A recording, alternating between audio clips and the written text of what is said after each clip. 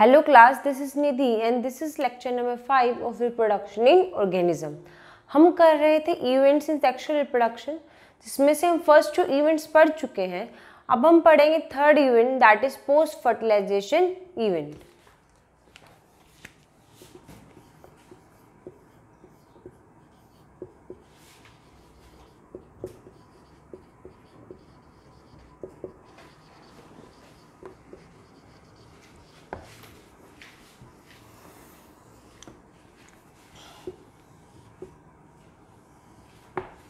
तो क्या होते हैं पोस्ट फर्टिलाइजेशन इवेंट? वो इवेंट जो फर्टिलाइजेशन के बाद ओकर होते हैं उनको कहा जाता है post fertilization events.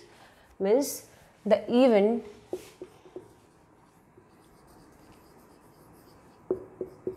that occurs after the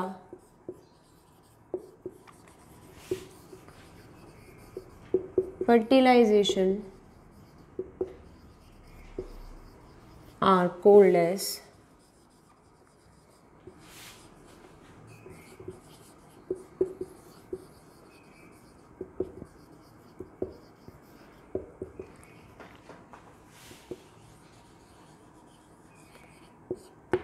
अब इसमें मैंने आपको बताया था 2 आते हैं, जाइगोट, उसको आप पढ़ोगे, एंड एम्ब्रियोजेनेसिस.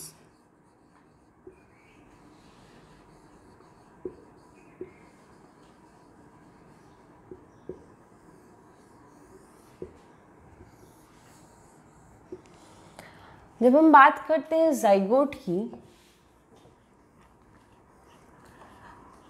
अब कोई भी ऑर्गेनिज्म जो सेक्सुअली रिप्रोड्यूस कर रहा है उसके अंदर जाइगोट बनता ही बनता है. कैसे? मैंने आपको बताया था कि सेक्सुअल रिप्रोडक्शन में 2 पेरेंट्स इन्वॉल्व होते हैं, मेल एंड फीमेल. मान लो ये गैमेट आया है फीमेल से, ये गैमेट भी आया है, ये गैमेट आया है मेल से. दोनों फ्यूज करेंगे, जिसको हम फर्टिलाइजेशन कहते हैं. एंड 2n जाइगोट बनेगा. अब 2n का मतलब है डिप्लॉइड जाइगोट बनेगा.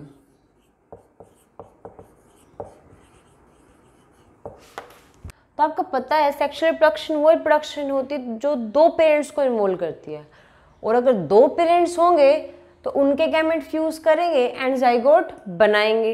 इसका मतलब जाइगोट सभी सेक्सुअली रिप्रोड्यूसिंग ऑर्गेनिज्म के अंदर बनता है. एंड कैसा बनता है? हैप्लॉइड या डिप्लॉइड? डिप्लॉइड जाइगोट बनता है. Formed in all sexually reproducing organism. अब जो ये जाइगोट होता है ये मोस्ट वाइटल लिंक होता है that ensures the continuity of species.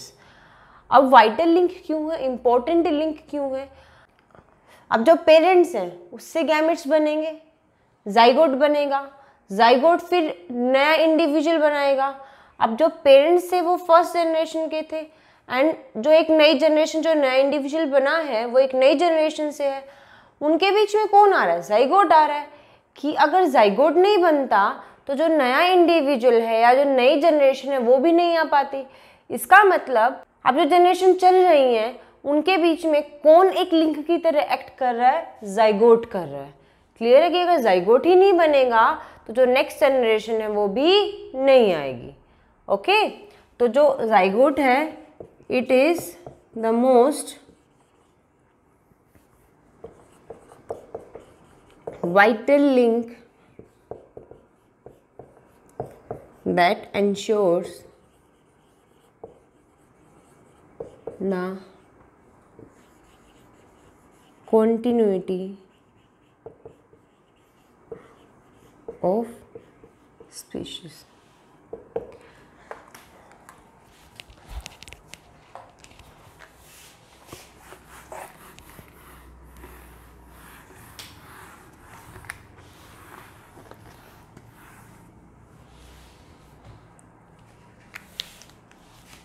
अब जो ये जाइगोट है, ये अगर मैं इंटरनल फर्टिलाइजेशन की बात करूं,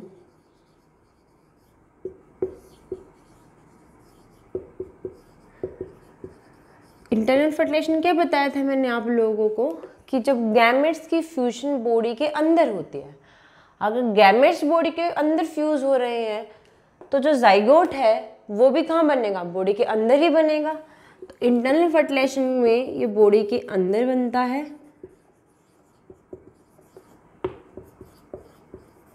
एंड एक्सटर्नल फर्टिलाइजेशन में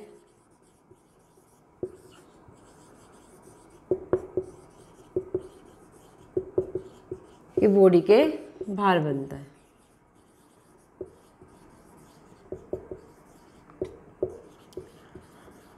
अब अगर बॉडी के बाहर बन रहा है तो जो एक्सटर्नल फर्टिलाइजेशन में उसकी, अब अगर बॉडी के बाहर बन रहा है तो उसकी जो फर्दर डेवलपमेंट होनी है वो भी कहाँ होगी, बॉडी के बाहर होगी। तो एक्सटर्नल फर्टिलाइजेशन में फर्दर डेवलपमेंट ऑफ जाइगोट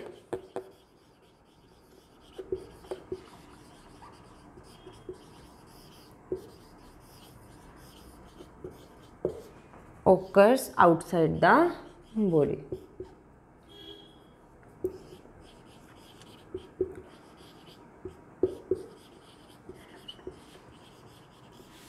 अब इंटरनल फर्टिलाइजेशन में जो जाइगोट की फर्दर डेवलपमेंट है वो वेरी करती है। अब किस चीज़ से वेरी करती है, वो वेरी करती है कि किस एनवायरनमेंट में वो रह रहा है एंड किस टाइप का लाइफ साइकिल वो शो कर रहा है।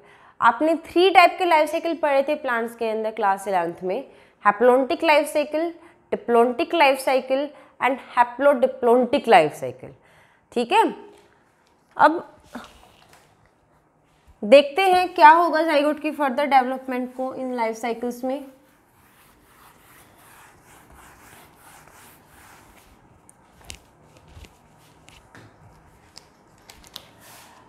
तो क्या बताया मैंने आप लोगों को, द डेवलपमेंट ये इंटरनल फर्टिलाइजेशन में हो रहा है, the further development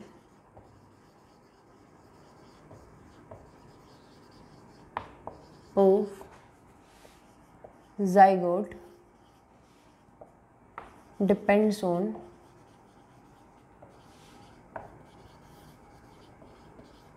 type of life cycle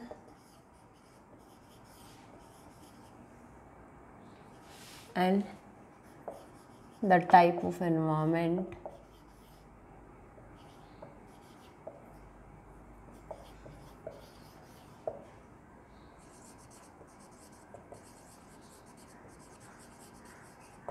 it lives in।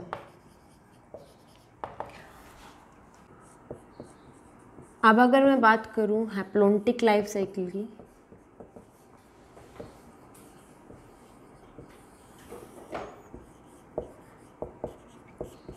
आपने क्लास 11th में ऑल्टरनेशन ऑफ जनरेशन पढ़ी थी, जिसमें आपने पढ़ा था कि जो प्लांट्स हैं अपने लाइफ साइकिल में वो 2 स्टेजेस में रहते हैं, एक स्पोरोफाइट होता है एंड एक गैमेटोफाइट होता है। ठीक है, जो स्पोरोफाइट होता है वो डिप्लॉइड स्टेज होता है एंड जो गैमेटोफाइट होता है वो हैप्लॉइड स्टेज होता है। तो क्या बताया मैंने, जो स्पोरोफाइट होता है वो 2n होता है, मतलब डिप्लॉइड होता है, एंड जो गैमेटोफाइट होता है वो n होता है। तो बेसिकली साइकिल ऐसे चलता है, जो गैमेटोफाइट है ये हैप्लॉइड गैमेट्स बनाता है, अब ये भी हैप्लॉइड है, ये भी हैप्लॉइड है, तो गैमेट्स किससे बनेंगे, माइटोसिस से। ये गैमेट फ्यूज करेंगे दूसरे के साथ एंड क्या बना लेंगे, जाइगोट, सिनगैमी, जिसको हम क्या कहते हैं, सिनगैमी। जाइगोट कैसा बनेगा, 2n, क्योंकि 2 गैमेट्स फ्यूज किए हैं। जाइगोट से क्या बनेगा, स्पोरोफाइट। अब जो ये स्पोरोफाइट है ये क्या बनाता है, स्पोर्स बनाता है। यही स्पोर्स डोमिनेट करते हैं, क्या बनाते हैं, गैमेटोफाइट। अब गैमेटोफाइट तो n है, तो स्पोर्स से बन रहा है, तो स्पोर्स भी क्या होंगे, n। तो इसका मतलब जो स्पोरोफाइट है ये क्या बनाता है, मियोसिस से, मतलब रिडक्शनल डिवीजन से क्या बनाता है, स्पोर्स बनाता है। तो बेसिकली प्लांट्स के अंदर लाइफ साइकिल ऐसे चलता है कि गैमेटोफाइट होता है जो हैप्लोइड होता है, जो गैमेट्स बनाता है, गैमेट्स फ्यूज करके जाइगोट बनाते हैं by the process of syngamy. Zygote से स्पोरोफाइट बनता है जो डिप्लॉइड से स्टेज होती है। देन जो स्पोरोफाइट है वो मियोसिस से क्या बनाता है, स्पोर्स, एंड स्पोर्स से क्या बनता है, गैमेटोफाइट, मतलब स्पोर्स जर्मिनेट करके गैमेटोफाइट बना लेते हैं। बेसिकली प्रोसेस सेम रहता है। अब अगर मैं हैप्लोन्टिक लाइफ साइकिल की बात करूं तो हैप्लोन्टिक में जो गैमेटोफाइट स्टेज है ये डोमिनेट करेगी, मतलब जो स्पोरोफाइट स्टेज है वो बहुत शॉर्ट टाइम पीरियड के लिए आएगी, ठीक है। जो मेजर प्लांट बॉडी रहेगी, या हम कह सकते हैं जो लॉन्ग ड्यूरेशन के लिए प्लांट बॉडी रहेगी, वो कैसी रहेगी, गैमेटोफाइट।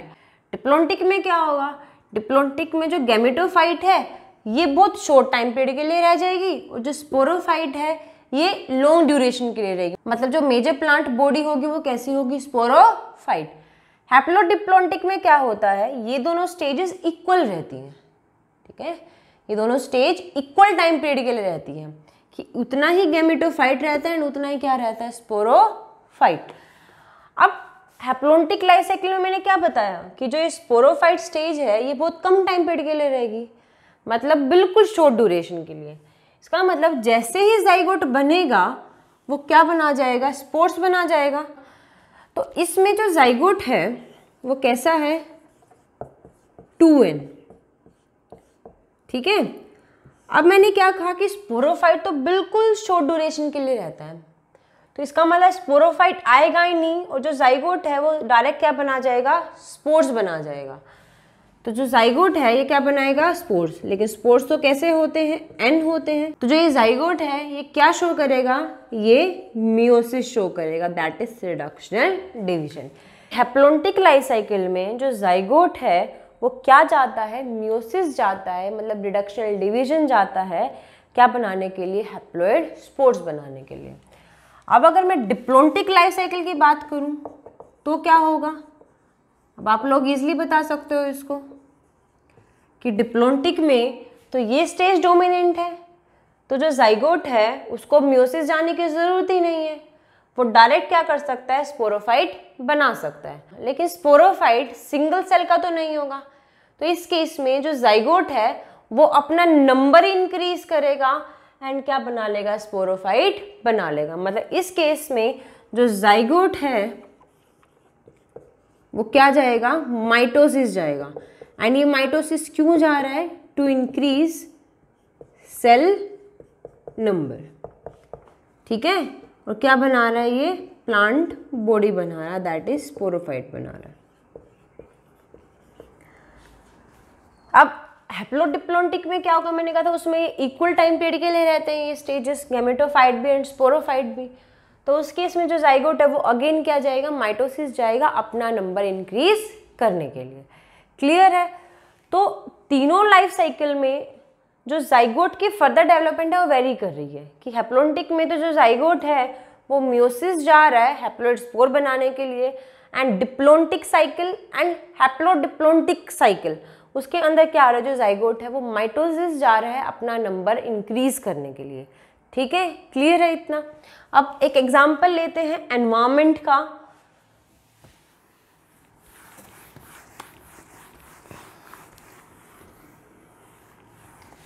कि एनवायरनमेंट पे कैसे डिपेंड कर दिया जाइगोट की फर्दर डेवलपमेंट। जैसे फंगी होती हैं एंड एल्गी होती हैं, इनके अंदर जैसे ही कंडीशन अनफेवरेबल आती है, जो ये जाइगोट है ये अपने ऊपर एक प्रोटेक्टिव लेयर डेवलप कर लेता है।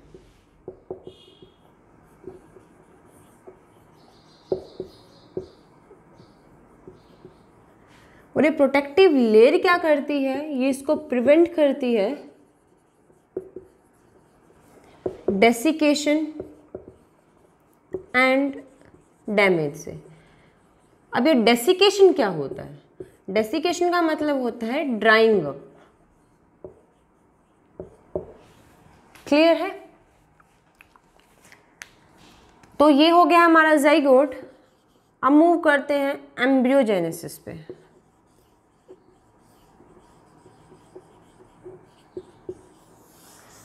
अब जेनेसिस टर्म मैंने आपको समझाया था, जेनेसिस का मतलब होता है फॉर्मेशन। अब यहाँ कौन बन रहा होगा, एम्ब्रियो बन रहा होगा, that is formation of embryo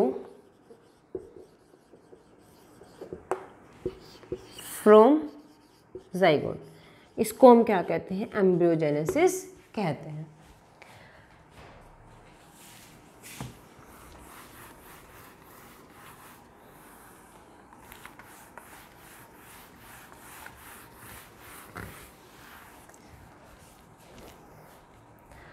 अब जो ये एम्ब्रियोजेनेसिस है ये होती कैसे है?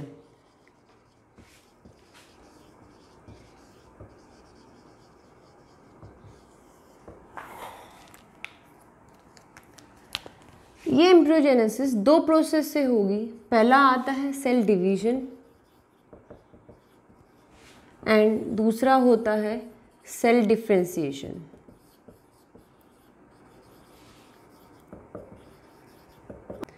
अब जो जाइगोट है वो सिंगल सेल का होता है, लेकिन ऑर्गेनिज्म की बॉडी तो मल्टी सेलुलर होती है। अब एक सिंगल सेल के जाइगोट को मल्टी सेलुलर बॉडी बनाने के लिए अपना सेल का नंबर बढ़ाना पड़ेगा। कैसे बढ़ा पाएगा? वो बढ़ाता है अपना सेल का नंबर माइटोसिस से। ठीक है, माइटोसिस शो करता है, इक्वेशनल डिवीजन शो करता है एंड अपना सेल का नंबर बढ़ा लेता है। तो सेल डिवीजन से क्या कर रहा है वो, increase the number of cell. अब सेल का नंबर तो बढ़ गया, लेकिन आपको पता है मल्टी सेलुलर ऑर्गेनिज्म के अंदर या जो कॉम्प्लेक्स बॉडी डिजाइन शो करते हैं, जैसे हमारे अंदर जो सेल्स की शेप है वो वेरी करती है। ठीक है, कि वो किस टाइप के फंक्शन में इन्वॉल्व है, किस टाइप का टिश्यू वो बना रहा है, तो उसके हिसाब से जो टिश्यूज एंड सेल की शेप है वो वेरी करती है। तो जो सेल का नंबर बढ़ा है, अब यही सेल एक दूसरे से अलग होना शुरू हो जाएंगे, दैट इज डिफ्रेंशिएट होना शुरू हो जाएंगे, ताकि वो अलग अलग फंक्शन परफॉर्म कर सके एंड अलग अलग टिश्यू एंड ऑर्गन की फॉर्मेशन कर सके। तो एक कॉम्प्लेक्स मल्टीसेलुलर बॉडी बनने के लिए पहले तो जो जाइगोट है वो अपना नंबर बढ़ाता है। जैसे ही नंबर इंक्रीज कर जाता है, वो सेल एक दूसरे से डिफ्रेंशिएट होना शुरू हो जाते हैं, ताकि वो अलग अलग फंक्शन एंड अलग अलग टिश्यू एंड ऑर्गन की फॉर्मेशन कर सके। तो सेल डिफरेंशिएशन क्या होती है? The cell get differentiated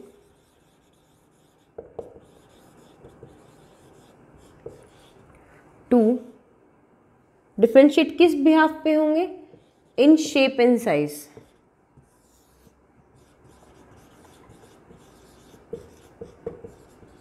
to perform different function and form different tissue and organs।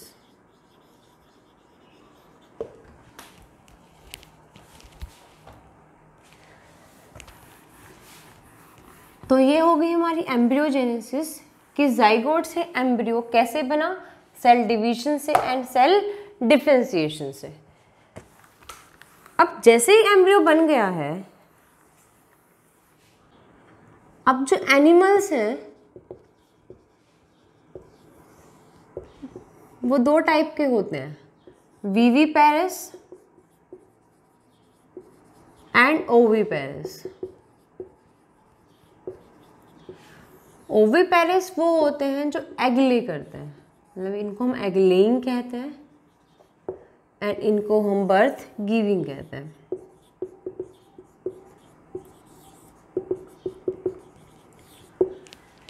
अब जाइगोट से एम्ब्रियो तो बन गया है, अब ये विविपेरस के अंदर क्या होगा, जो एम्ब्रियो की फर्दर डेवलपमेंट है वो बॉडी के अंदर ही होगी।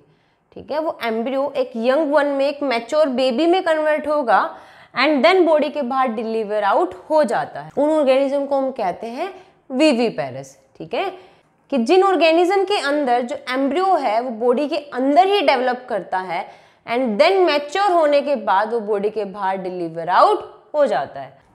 अब ओविपेरस के अंदर क्या होगा, ये एग ले करते हैं, उस एग के अंदर क्या होता है, एम्ब्रियो। अब वो एम्ब्रियो प्रोटेक्टेड रह सके इसलिए उसके ऊपर एक कवरिंग होती है जिसको हम कैल्शियस शेल कहते हैं। कैल्शियस शेल वो होता है जो कैल्शियम कार्बोनेट से बना होता है, ठीक है, मतलब जो एग का शेल होता है वो कैल्शियम कार्बोनेट से बना होता है, क्लियर है। और ये कैल्शियस शेल करते क्या है, ये जो अंदर उसके एम्ब्रियो है उसको प्रोटेक्ट करने का काम करते हैं। अब क्या होगा, जैसे ही मदर अपने एग ले करेगी, मदर उनके ऊपर सिट करती है, उनको इंक्यूबेट करती है जब तक कि वो हैच आउट नहीं हो जाते। हैच आउट का मतलब होता है कि एम्ब्रियो जो बेबी में कन्वर्ट हुआ है या यंग वन में कन्वर्ट हुआ है, वो यंग वन वो एग की कवरिंग को तोड़ के बाहर ना आ जाए, ठीक है। अब इसका मतलब इसके अंदर तो डेवलपमेंट ऑफ बॉडी के अंदर हो रही है एंड इसके अंदर डेवलपमेंट बॉडी के बाहर हो रही है। तो हम कह सकते हैं कि जो विविपेरस है इसके अंदर एम्ब्रियो के सर्वाइवल के चांस ज्यादा होते हैं, ठीक है। तो विविपेरस क्या बताया मैंने, the organism in which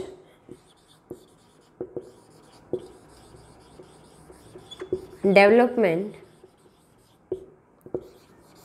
of organism take place inside body and then is delivered out. Oviparous क्या होगा, ये वो ऑर्गेनिज्म होते हैं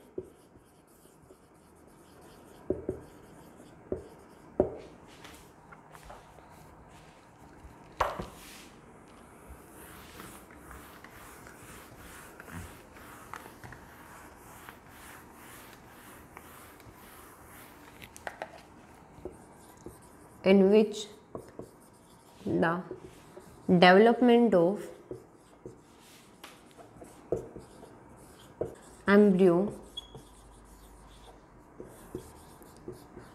take place outside the body.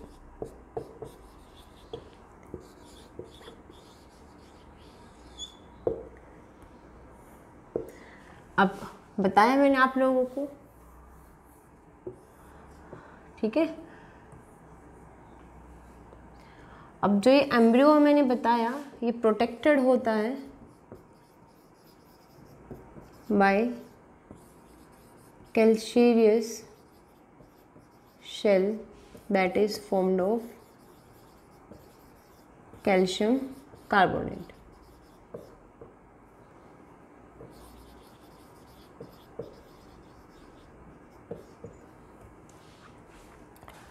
तो ये हमारे दो टाइप के ऑर्गेनिज्म हो गए, विविपेरस एंड ओविपेरस। अगर एग्जाम्पल की बात करूं तो इसमें आपके बर्ड्स, रेप्टाइल्स, एम्फीबियंस सब उसमें आते हैं एंड विविपेरस में आते हैं मैमल्स। तो ये तो हमने पढ़ा कि एनिमल्स के अंदर पोस्ट फर्टिलाइजेशन चेंजेस कैसे होते हैं, कि एम्ब्रियोजेनेसिस कैसे होती है। अब प्लांट्स में क्या होता है कि जब हम बात करते हैं post fertilization changes in plants की,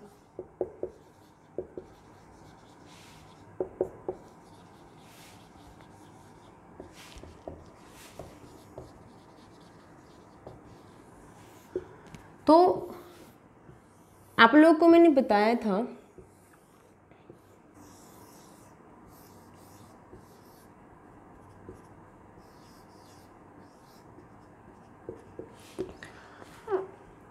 कि ये ओवरी होती है, ये ओव्यूल होता है एंड ओव्यूल के अंदर ये एग होता है। यहाँ जैसे पोलन ग्रेन लैंड करता है, पोलन ट्यूब डेवलप करती है, जो मेल गैमेट इधर आता है वो फ्यूज कर जाता है एग के साथ एंड क्या बना लेता है, जाइगोट, ठीक है। अब ये जो जाइगोट है ये तो कन्वर्ट हो जाता है एम्ब्रियो में। अब जो ये ओव्यूल है ये कन्वर्ट हो जाता है सीड में। तो जो बाहर की ओवरी है ये कन्वर्ट हो जाती है फ्रूट में। कि जो फ्रूट हम खाते हैं वो क्या होती है, ओवरी। अब फ्रूट के अंदर क्या होते हैं, सीड, मतलब ओवरी के अंदर यहाँ पे ओव्यूल था, तो ये ओव्यूल किस में कन्वर्ट हुआ है, सीड में, एंड सीड में क्या होता है, एम्ब्रियो। तो ये हो गया हमारा फर्स्ट पोस्ट फर्टिलाइजेशन चेंजेस, ये हो गया हमारा second post fertilization change, and ये हो गया हमारा थर्ड पोस्ट फर्टिलाइजेशन चेंज, कि जाइगोट एम्ब्रियो में कन्वर्ट हो गया, ओव्यूल सीड में कन्वर्ट हो गया, एंड ओवरी फ्रूट में कन्वर्ट हो गई। अगर मैं नेक्स्ट पोस्ट फर्टिलाइजेशन चेंज की बात करूँ प्लांट के अंदर, तो आपको पता है ये पूरा फीमेल रिप्रोडक्टिव पार्ट सराउंडेड होता है सेपल्स एंड पेटल से। तो जो सेपल एंड पेटल है वो फॉल ऑफ हो जाती है, एंड पेटल फॉल ऑफ। तो ये हमारा चैप्टर यहाँ पे फिनिश होता है। नेक्स्ट लेक्चर में नेक्स्ट चैप्टर स्टार्ट करेंगे। अब जो टॉपिक्स आपने यहाँ पढ़े हैं, इन्हीं टॉपिक्स का फर्दर डिटेल में स्टडी करोगे नेक्स्ट चैप्टर्स के अंदर।